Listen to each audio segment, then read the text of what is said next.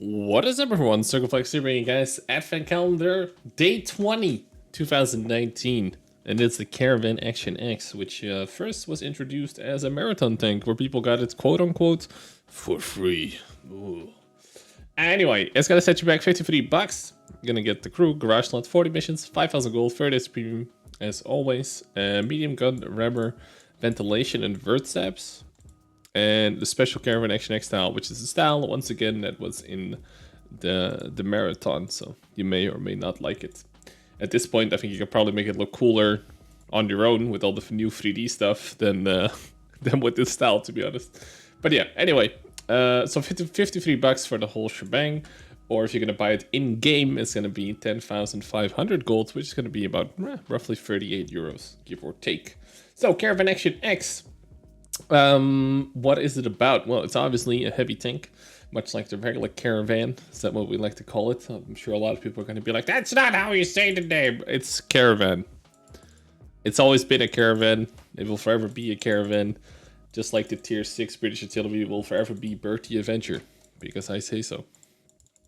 Anyway, what do you got? We got a 20 pounder, so 230 damage, 226 base pen. It goes all the way up to 258. So almost 260 pen on the APCR. The AP is also pretty fast at 1020, and the APCR goes almost up to 1300, which is very nice to take out, I don't know, wheelies and all that. The HE is not really worth it, 42 for only 50 more alpha, so HE is really, really useless. I would never take it. The chances of not getting a pen and then screwing yourself over are quite high, with only 42 pen. It's absolutely not worth it. I wouldn't even load any. Maybe literally one. That's about it. So yeah, what do we get? So 2500 DPM right off the bat is pretty nice, right? 2.21 aim time is nice. 0.31 dispersion is disgustingly good on paper. What else is there? 36 top speed, so it's decent-ish. Almost 15 power to weight, 30, almost 30 tank traverse, and 10 degrees of gun depression, 20 degrees of elevation, and the gun depression is the whole way through except for in the back. Then it's only 6. But most of it is all 10 degrees, as you can see, right? So pretty easy to play, 10 degrees all aboard. 130 frontal armor, 254 turret armor, 152 side turret armor, 95 rear turret armor, and 50 side armor on the tank, and only 38 in the hull back. So this means you cannot side scrape it really well. If ever, unless you're facing some low caliber guns or some lower tiers, basically.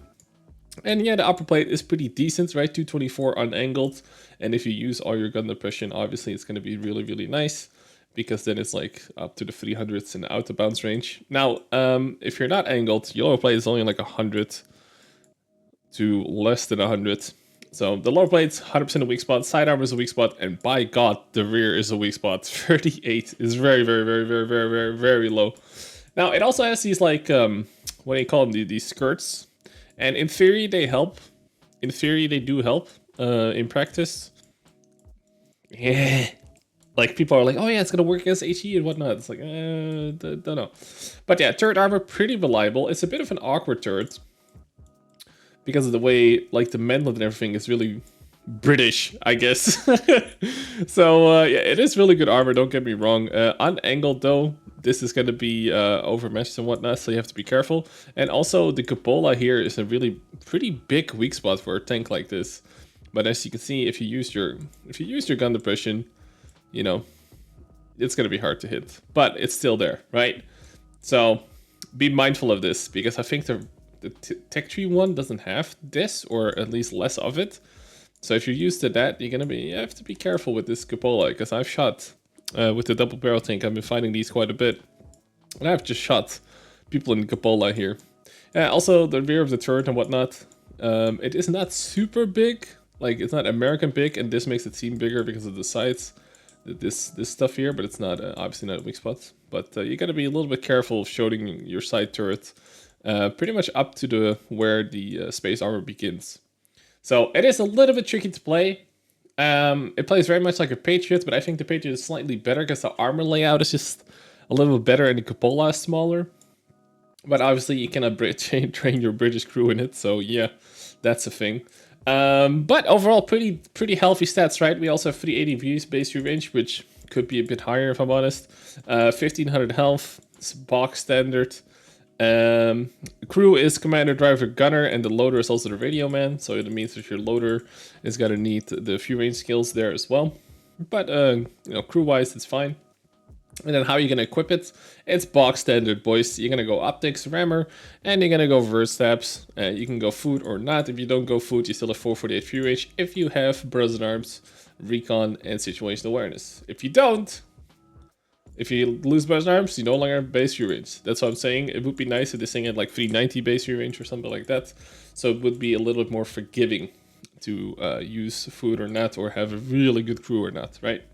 Luckily, I mean, the commander and the loader, I mean, fairly easy to get the two crew skills up. And yeah, that is pretty much the tank. It's really straightforward. You just hold down, never show your lower plate, side scrape as little as possible because it's not going to do you many favors. And yeah, use your excellent DPM. You have low alpha, so you have to put in 2 shots every time you get shot by someone, like an IS-3 or whatever. And you have the relay time to do it, obviously. You can almost shoot them 3 times for every time they shoot you in IS-3, but you have to be tricksy, right? You have to know how to play. So it is a good tank.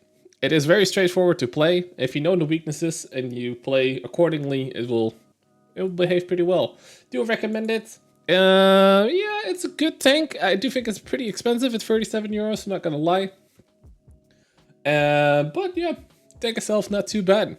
As always, let me know what you guys think about the Caravan Action X in the comment section down below. Would you recommend it? If so, why? If not, why not? And yeah, help each other out in the comments. I'll see you guys in the next video. Peace out.